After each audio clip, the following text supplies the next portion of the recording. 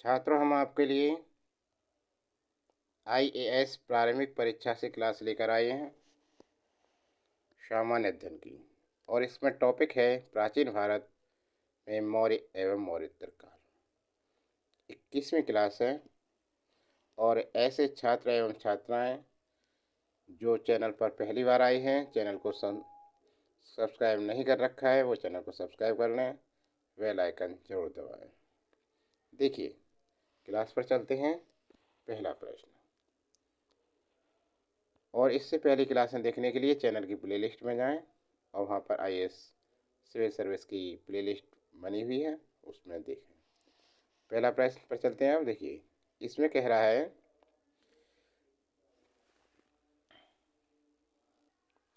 कि प्राचीन भारत में देश की अर्थव्यवस्था में अत्यंत महत्वपूर्ण भूमिका निभाने वाली श्रेणी संगठन के संदर्भ में निम्नलिखित में से कौन सा या से कथन सही है? कौन सी कथन सही है? तो पहला दे रखा है इसने, ध्यान से देखें। प्रत्येक श्रेणी राज्य की एक केंद्रीय प्राधिकरण के साथ पंजीकृत होती थी और प्रशासनिक स्तर पर राजा उनका प्रमुख होता था। प्रत्येक श्रेणी राज्य की एक केंद्रीय प्राधिकरण के साथ पंजीकृत होती थी और प्रशासनिक स्तर पर राजा उनका प्रमुख होता था। तो इसमें क्या है?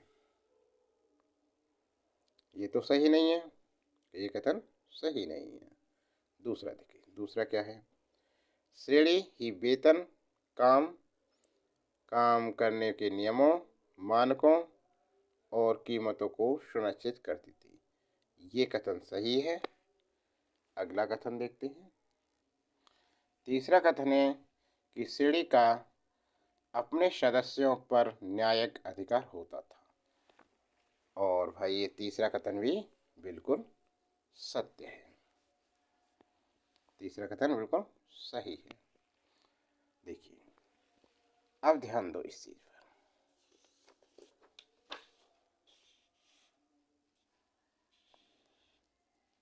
ये कह रहा, प्राचीन भारत में देश की अर्थव्यवस्था अत्यंत महत्वपूर्ण भूमिका निभाने वाली श्रेणी। देखिए, प्राचीन भारत में देश की अर्थव्यवस्था में महत्वपूर्ण भूमिका निभाने वाले श्रेणी संगठन के संबंध में दूसरा और तीसरा कथन सही है। प्राचीन भारत में देश की अर्थव्यवस्था में श्रेणी की विशेष भूमिका थी। श्रेणी की विशेष भूमिका थी।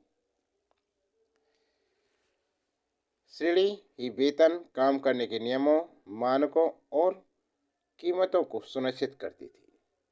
श्रेणियों का एक प्रधान अथवा अध्यक्ष होता था तथा श्रेणी को प्रबंधन समिति के सदस्य कार्य निपुण, सत्यनिष्ठा, ज्ञाता, योग्य एवं कर्तव्यनिष्ठ होते थे।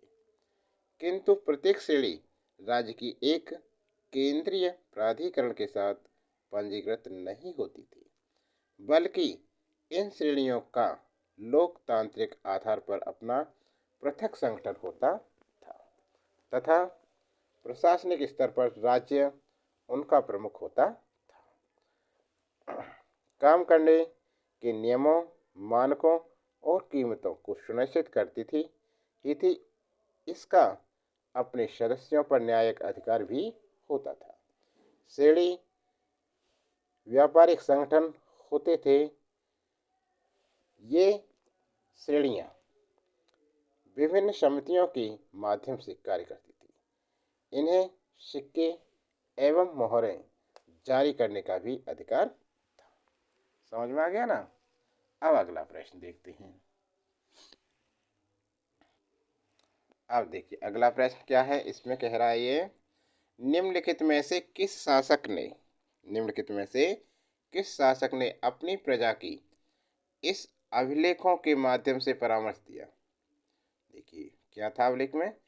कोई भी व्यक्ति जो अपने संप्रदाय को महिमा मंडित करने की दृष्टि से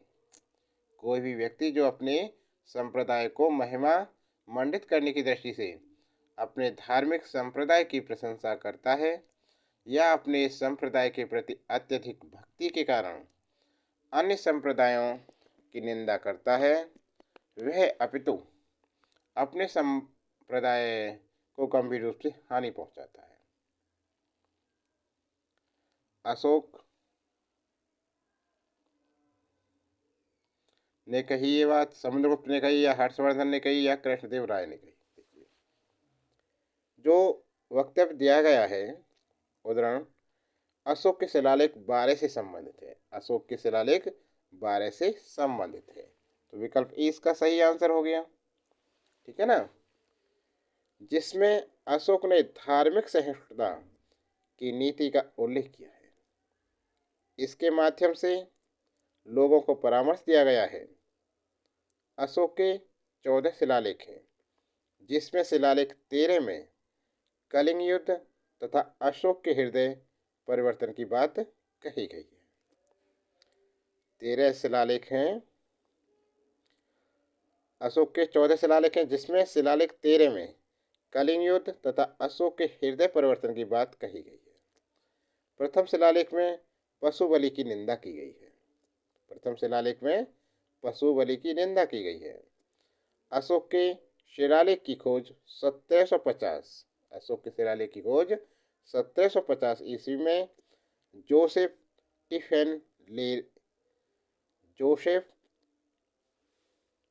टिफेन थीलर ने की थी।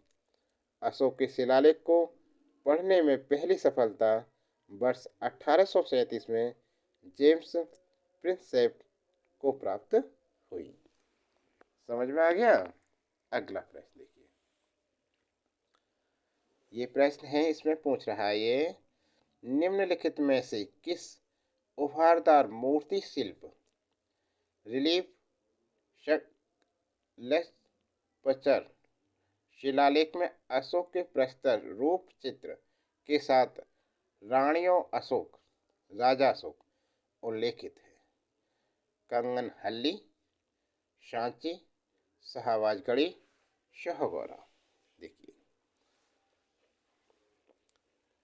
इसमें कंगनहल्ली एक उभारदार मूर्ति शिल्प रिलीफ स्कल्पचर शिलालेख है, जिसमें अशोक के प्रस्तर रूप चित्र के साथ राणियों अशोक राजा अशोक उल्लेखित है।